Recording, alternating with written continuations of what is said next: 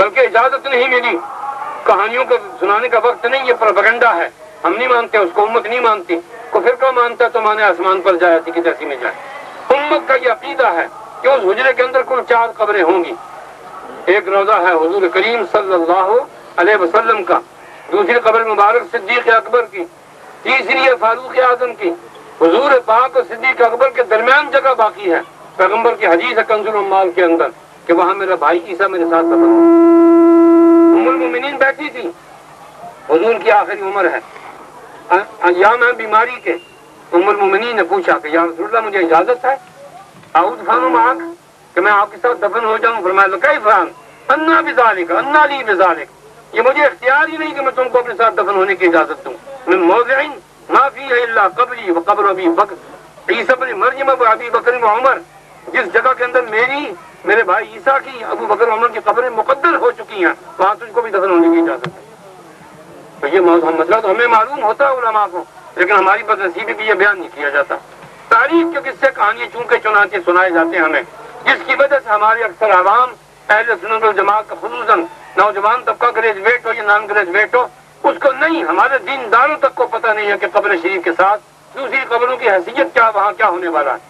تو جس پیغمبر نے عیسیٰ کے آنے کی خبر دی، ان کے عمرے اور حج کی خبر دی، ان کے مدینے میں واپس آ کر قیام کی خبر دی، ان کے نکاح اولاد کی خبر دی، موت کی خبر دی، ان کے جنازے کا بتایا، انہی نے بتا دیا کہ میرے حجرے میں چوتھا آدمی سوائے عیسیٰ کے کوئی دفن نہیں ہوگا.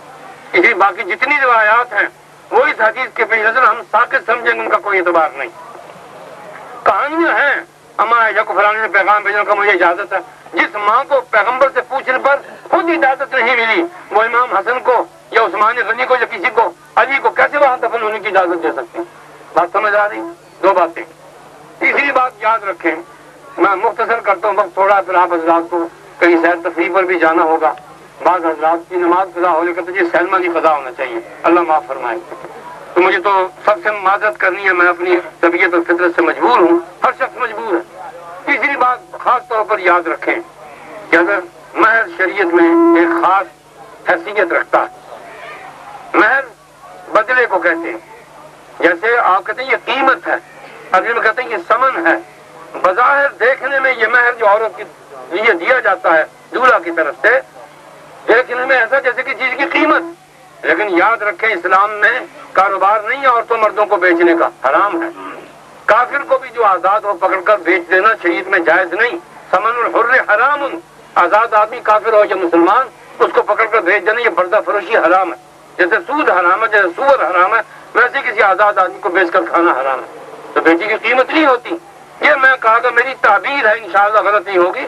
یہ بچی کے لیے، عورت کے لیے، دلہن کے لیے یہ ہدیہ ہے اس کو نکاح کا، جو اس کے خامن کی طرف سے دیا جاتا ہے، تاکہ وہ یہ نہ سمجھے کہ میں مفت کا مال نہیں ہوں، بے قدر نہیں ہوں، مجھے بازار سے اٹھا کر نہیں لیا کہ گئے جھپٹا مارا چیل کی طرح لیا. نہیں، اس کو محسوس ہو کہ مجھے زیور دیا گیا ہے، مجھے کپڑے دیے گئے ہیں، مجھے نقد پیسہ دیا گیا، میرے نام مکان لکھا گیا ہے. یہ اس کے وجود کی عزت افزائی ہے، اس کے وجود کی قیمت نہیں. کہ دولہا بلال بھی سن لے، معاویہ بھی سن لے، اور دوسرے اس کے بزرگ بھی سن لے. تو مہر واجب ہے، مہر واجب ہے. اور اس کی مختلف شکلیں ہیں، زیور کی شکل میں بھی ہو سکتا ہے، نقد کی شکل میں بھی ہو سکتا ہے، جائیداد کی شکل میں بھی ہو سکتا ہے. مقدار شریعت نے اس کی زیادہ کی مقرر نہیں کی، ہاں کم سے کم مقدار مقرر ہے، اس سے کم مہر نہیں ہوتا. یہاں عالم اور مفتی بیٹھے ہیں، ہم تو مفت میں ہیں، وہ مفتی ہیں، ہم مفت میں. ان سے تصدیق کرنے آپ کہ کم سے کم مہر جو ہے شریعت نے کیا اقل ہو عشرۃ دراہم، 10 درہم. 10 درہم، درہم چاندی کا ایک سکہ ہے، چاندی کا ایک سکہ ہے، اس کے مطابق 3.25 تولے چاندی. یاد رکھیں تقریباً 3.25 تولے چاندی بنتی ہے وہ پیسے، جس کی قیمت آج اگر آپ بنائیں تو میں نہیں کہہ سکتا کہ 100 روپے تولہ ہے یا 90 روپے تولہ ہے. تو 3.25 تولے چاندی کی آپ احتیاطاً 3 تولے کر رہے ہیں. 3 تولے چاندی سے کم شریعت میں کوئی مہر نہیں، اور زیادہ کی حد مقرر کوئی نہیں. ایک آدمی کے پاس طاقت ہے، گنجائش ہے، کمائی ہے، اس کی یومیہ انکم کے اس کے پاس ذرائع ہیں، وہ 1 لاکھ دے دے، لکھوا دے. لکھوانا کوئی چیز نہیں، اصل میں ادا کرنا چاہیے. جو خامن لکھوا دیتا ہے کہ لکھو 10,000 گھوڑے، 20,000 گدھے، 1 لاکھ اونٹ، اور دینے کے بعد میں وہ سوکھا چمڑے کا ٹکڑا بھی نہیں دیتا، وہ مکار ہے، وہ فریبی ہے، وہ عورت کے حقوق کا قاتل ہے، شریعت کی توہین کر رہا ہے. پاک پیغمبر نے مذاق و تفریح کی یہ باتیں مقرر نہیں کی، یہ شریعت کا قانون ہے، اس پر کیس چل سکتا ہے، دعویٰ ہو سکتا ہے۔ تو یہ تو علماء مفتی بتائیں کہ میں تو ان کا خادم ہوں، ان سے سنی ہوئی باتیں سنا رہا ہوں۔ تو یہ یاد رکھیں کہ مہر کی زیادہ مقدار مقرر کوئی نہیں۔ ہاں حضور پاک صلی اللہ علیہ وسلم سے 2 روایتیں ہیں، بس وہ نقل کروں، اس کے بعد نکاح ہو جاتا ہے۔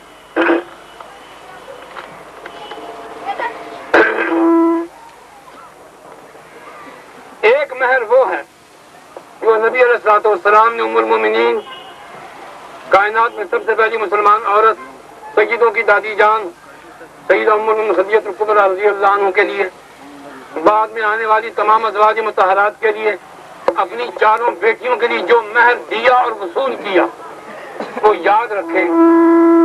100 یہ لکھ لیں، 133 تولے چاندی، 32 روپے کسی زمانے میں اس کی قیمت تھی، آج سے 70-80 سال پہلے 32 روپے کوئی مہر نہیں ہے، لیکن ہمارے ہاں لکیر کے فقیر عام ہے کہ یہ مولوی جی 32 روپے مہر لا دیں، 32 روپے کوئی شریعت نہیں، اصل ہے 500 درہم، جس کا وزن اپنے ہمارے ملک کے ناپ تول کے مطابق بنتا ہے 133 تولے چاندی، اور اس کی وہ قیمت جو آج کل اس کا بھاؤ مقرر ہو۔ آج کل کتنے تولے ہیں چاندی؟ 65، آپ 70 لگا لیں، 70 روپے کے حساب سے 133 تولے چاندی کی قیمت آپ بنائیں، میں اسے میں اپنی بات بیان کروں۔ تو حضور صلی اللہ علیہ وسلم نے اپنی اکثر ازواج مطہرات کے لیے کتنا مہر ادا کیا؟ حضرت عائشہ صدیقہ سمیت، اور سیدہ زینب الکبریٰ، رقیہ ام کلثوم، حسین کی اماں جان، علی مرتضیٰ کی بیوی، سیدوں کی دادی سیدہ خدیجہ فاطمہ، ان کے لیے جو مہر حضور نے قبول کیا اپنے دامادوں سے وہ اتنا ہی مہر، 32 روپے کوئی مہر نہیں، یاد رکھیں، نوٹ کر لیں۔ علماء کی تحقیق ہے، میری ذاتی کوئی بات نہیں، مغالطہ ہو سکتا ہے لیکن اصل مقدار اتنی، بہرحال جتنی بھی بن جائے قیمت آج کل کے حساب جی 9,000 بن گیا نا، 133 کتنا 50 32 روپے 9,000 9,000 سمجھ لیجیے، 9,000 قیمت ہے آج چاندی کی، اس رقم کی، اس مقدار کی جو حضور کا پسندیدہ مہر اپنی بیٹیوں کے لیے اور اپنی اکثر ازواج مطہرات کے لیے۔ تو 32 روپے 70 سال پہلے تھا، اب نہیں، چیزوں کے بھاؤ کے مطابق ہوگا۔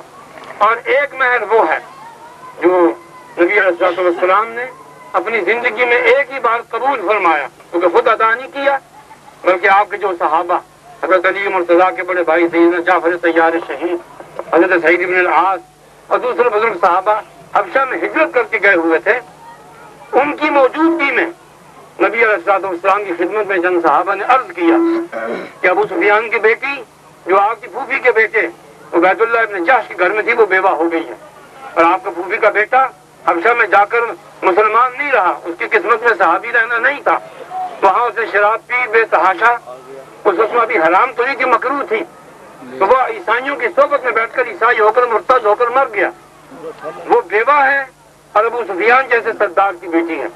ہماری گزارش ہے کہ آپ نکاح کر لیں، اس سے بہت سے مفاد ہوں گے، اس بیوہ مسلمان خاتون کی عزت افزائی ہوگی اور ابو سفیان کا غرور ٹوٹ جائے گا کہ اس کی بیٹی محمد کے گھر میں۔ حضور الاسلام ہر بات اپنی مرضی سے نہیں کرتے تھے، اللہ کی مرضی سے کرتے ہیں، اللہ سے مشورہ ہوتا تھا، جیسا حکم آتا تھا ویسے کرتے تھے۔ اس کے متعلق بھی روایت موجود ہے، جس کا راوی شیعہ سنی دونوں کے ہاں متفق ہے کہ ہاں یہ روایت موجود ہے، سنیوں کی روایت الگ ہے، شیعہ کی بھی الگ موجود ہے۔ حضور نے فرمایا کہ ما تزوجت شیئا من نسائی وما زوجت شیئا من بناتی الا بوحی جاءنی به جبرائیل من ربی عز وجل او کما قال، سیرت کی کتابوں میں روایت موجود ہے۔ فرماتے میں نے اپنی زندگی میں کوئی عورت ایسی نہیں کہ جس سے نکاح کیا ہو، یا کوئی میری بیٹی ہو جس کو میں نے کسی داماد کے سپرد کیا ہو، کبھی ایسا نہیں ہوا کہ میں نے اپنی مرضی سے کیا ہو۔ جب خدا کی وحی آئی ہے اس عورت سے نکاح کیا، اور خدا نے جس داماد کو میرے لیے منتخب کیا میں نے اس کو بیٹی دی۔